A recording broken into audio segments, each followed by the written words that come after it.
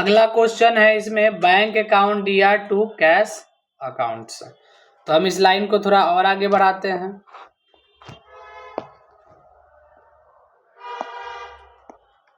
ठीक है, दूसरा क्वेश्चन जो है ना, यहाँ पे लिखा हुआ है open a bank account in bank of India with deposit R 10,000।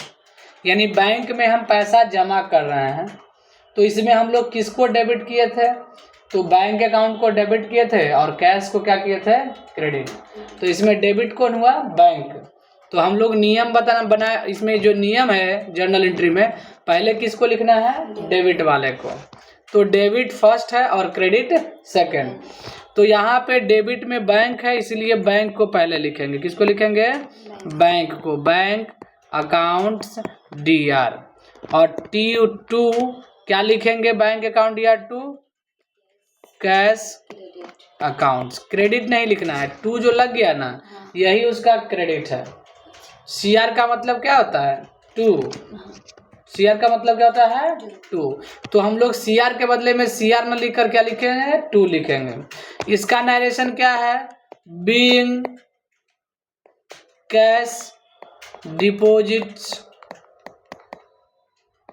In to banks. समझ गए? इसी तरीके से हम लोग अब तीसरा एंट्री को सॉल्यूशन करेंगे। ये दूसरा एंट्री हो गया। हाँ, इसमें अमाउंट नहीं लिखे हैं। तो बैंक का अमाउंट 10,000 है, तो डेबिट में बैंक था तो डेबिट में हो जाएगा, इसका क्रेडिट साइड वाला का क्रेडिट में अमाउंट हो जाएगा। अब हम लोग आगे बढ़ेंगे इसमें तीसरा क्वेश्चन के लिए। तो तीसरा में हम फिर थोड़ा और बढ़ा देते हैं इस कॉलम को। ठीक है, अब यहाँ पे क्वेश्चन नंबर क्या है? 3। क्या लिखा हुआ है? Goods sold in cash 5,000। यानी आपने गुड्स बेचा है तो कैश को आप डेबिट किए, क्योंकि कैश आया है तो डेबिट, और गुड्स हमारा क्या हो रहा है? गोज आउट हो रहा है, तो क्रेडिट हो जाएगा। तो यहाँ पर देखिए लिखेंगे कैश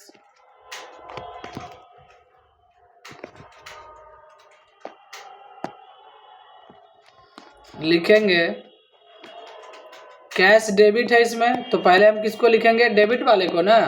तो कैश अकाउंट डीआर, और 2 जो लिखा था हमेशा ध्यान रखिएगा, जो डेबिट का तीसरा डिजिट है ना, इसके सामने ही T लिखना है। और वो भी T कैपिटल में होना चाहिए। किस में होना चाहिए? कैपिटल में। 2 का मतलब CR, और CR में क्या है? गुड्स है। तो जब हम लोग गुड्स सोल्ड किए हैं तो गुड्स CR है, तो हम लोग गुड्स नहीं लिख करके सेल्स अकाउंट खोलते हैं। गुड्स के लिए क्या खोलते हैं? Sales account. और कैश का अमाउंट कितना है? 5,000। 5,000 फिर लिख देंगे। अब यहाँ पे क्या लिखा है? Being goods sold. समझ गया? अगला एंट्री क्या है आपका? चौथा में goods sold to mister Amit. Goods sold to mister Amit. हम किसको बेचे हैं? गुड्स अमित को। ठीक है, तो अमित को गुड्स सोल्ड किए बट कैश में, तो यहाँ भी कैश ही डेबिट है। तो पहले हम लोग लिखेंगे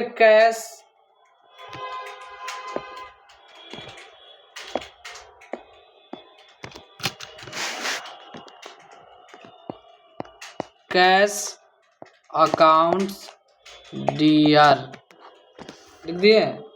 cash account DR to goods नहीं लिखाएगा, गुड्स CR है ना, तो गुड्स सोल्ड किए हैं, तो सोल्ड के लिए हम लोग सेल्स अकाउंट लिखते हैं। क्या लिखते हैं? Sales account. 10,000 इसका है। लिखेंगे being goods sold.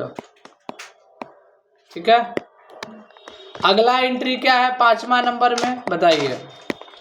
Goods purchase in cash. यानी गुड्स खरीदे हैं किस चीज में? कैश में। तो कैश में खरीदे हैं, तो यहाँ डेबिट किसको किए हैं? गुड्स को। तो गुड्स परचेज जब होगा तो परचेज अकाउंट डेबिट होगा। क्या होगा? परचेज। तो गुड्स परचेज हुआ है तो परचेज अकाउंट इसमें लिखाएगा। Purchase accounts DR, purchase account, DR2 में हो जाएगा कैश, कैश अकाउंट। यानी गुड्स डेबिट था तो गुड्स के लिए यहाँ पे परचेज अकाउंट लिखा गया क्योंकि गुड्स परचेज हुआ है।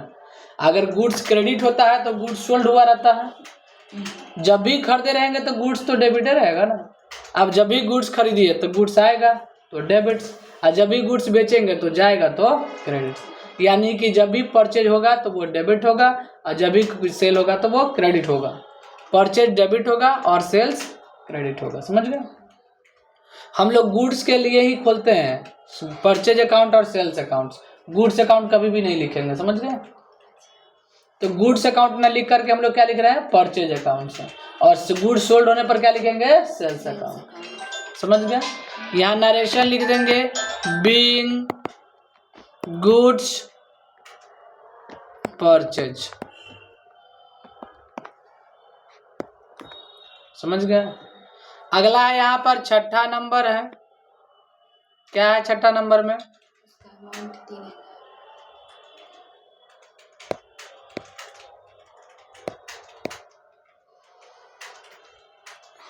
किसका अमाउंट 3000 है? इसका ना 3000 और ये हो जाएगा 3000। समझ गए? इसी तरह अगला जो छठा नंबर है, goods purchase from mister Sumit in cash, goods purchase from mister Sumit in cash, Sumit in cash. यानी गुड्स खरीदे हैं कैश में तो गुड्स फिर डेबिट हुआ है तो गुड्स डेबिट होगा तो हम तो परचेज अकाउंट खोलेंगे, परचेज अकाउंट्स DR। ठीक है? और यहाँ लिखेंगे टू कैश अकाउंट क्योंकि कैश यहाँ पर क्रेडिट हुआ है। हम डेबिट को पहले लिखते हैं ये हमेशा, इसीलिए बता दें कि पहले हम लोग किसको लिखेंगे? डेबिट को। बहुत लोग क्या करता है क्रेडिट ऊपर लिख देता है, गलत हो जाएगा जानने। और यहाँ पर कितना अमाउंट है? 5000। समझ गए? यहाँ भी नरेशन वही होगा बीइंग गुड्स परचेज। अब है यहाँ पर छठा नंबर, सातवां नंबर। छठा तो हो गया। सातवां नंबर क्वेश्चन क्या है? कमीशन रिसीव किए हैं तो कमीशन रिसीव करेंगे तो हमारे पास क्या आएगा? कैश। और यहाँ कैश डेबिट है और कमीशन रिसीव क्रेडिट है। तो जो डेबिट है उसको पहले लिखिए। तो डेबिट में हमारा कौन है? कैश अकाउंट, कैश खाता DR। और 2 में लिख देंगे कमीशन रिसीव अकाउंट।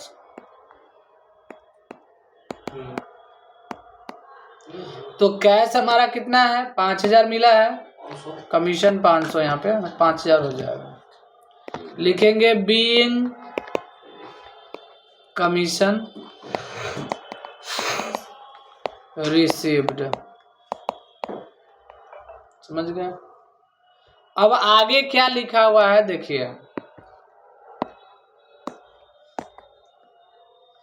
8वां नंबर है सैलरी पेड किए हैं चेक से, तो इसमें किसको डेबिट दिखाए हैं? सैलरी को। और क्रेडिट किसको दिखाया है? बैंक को। तो यहाँ पर हम लोग लिखेंगे जो डेबिट है उसको पहले ना लिखिएगा, तो सैलरी खाता DR। 2 में हो जाएगा बैंक क्योंकि बैंक को क्रेडिट दिखाए हैं। ठीक है? यहाँ लिखेंगे कितना अमाउंट था? देखिए कमीशन में तो लिख दिए थे, इसमें 2000 रुपया है तो लिख देंगे 2000 रुपया। इसी तरीके से क्या है? 9th नंबर क्वेश्चन है। 9th नंबर क्वेश्चन में कौन डेबिट है? क्या बन गया? हाँ, salary account DR to bank account. Being वाला नहीं ना? हाँ अच्छा, बीइंग लिखना था यहाँ पे। बीइंग सैलरी पेड होगा, बीइंग सैलरी पेड। ये नरेशन है। ठीक है? समझ गए ना? नरेशन थे ना। जो क्वेश्चन है उसी को थोड़ा शॉर्ट करके बीइंग लगा कर लिख देते हैं। क्या लिखा है? पेड सैलरी, मतलब उसी को आप नरेट करके लिख रहे हैं। जैसे यहाँ लिखा हुआ गुड्स सोल्ड ऑन क्रेडिट्स। क्या किए हैं? गुड्स सोल्ड किए हैं ऑन क्रेडिट में। तो जब ऑन क्रेडिट में सोल्ड कीजिएगा तो यहाँ पर व्यक्ति का नाम डेबिट होगा। किसका नाम डेबिट हुआ? अमित का। और क्रेडिट क्या हुआ है? गुड्स। तो जो डेबिट है वो पहले लिखिए, तो अमित अकाउंट, अमित का अकाउंट्स डेबिट्स, और 2 में हो जाएगा सेल्स अकाउंट्स। कितना का बेचे हैं? 7,000 का, तो लिख दिए 7,000। यहाँ लिखेंगे बीइंग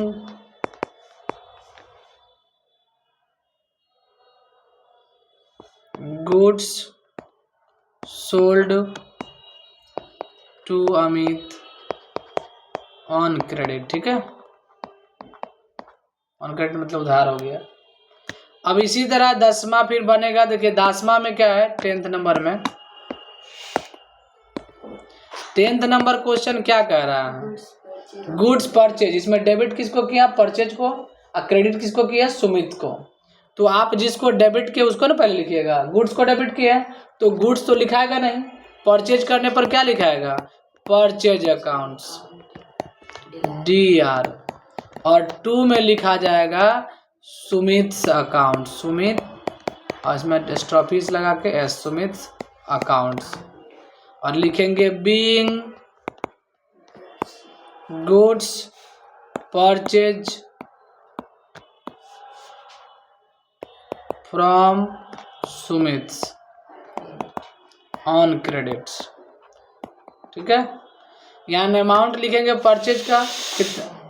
5,000 रुपया है, और इधर क्रेडिट वाला अमाउंट क्रेडिट साइड में लिखाएगा। ये क्रेडिट है ना, ये CR है और ये DR है। ठीक है, अमाउंट सेम ही है, लेकिन DR वाला का DR साइड वाला में लिखाएगा, ये जो CR वाला का अमाउंट है CR वाले में लिखाएगा। समझ गए? अब अगला क्वेश्चन क्या कह रहा है? विथड्रॉवल फ्रॉम बैंक, बैंक से विथड्रॉ किए नहीं, तो ये 11 नंबर है। बैंक से पैसा निकाले तो इसमें कौन डेबिट हुआ है? कैश। तो कैश खाता DR, और 2 में हो जाएगा बैंक्स अकाउंट्स। कितना खरीदे निकाले हैं? 2,000, तो 2,000 हो जाएगा। यहाँ नरेशन लिखिएगा बीइंग कैश विथड्रॉ, जो क्वेश्चन है वही लिख रहे हैं। ठीक है, विथड्रॉ फ्रॉम बैंक्स। क्लियर है? अब यहाँ पे 12 नंबर क्वेश्चन है, जो एक्सरसाइज 1 का लास्ट क्वेश्चन है। एक्सरसाइज 1 का जो लास्ट क्वेश्चन वो है, वो कौन है? 12 नंबर। तो 12 नंबर में कह रहा है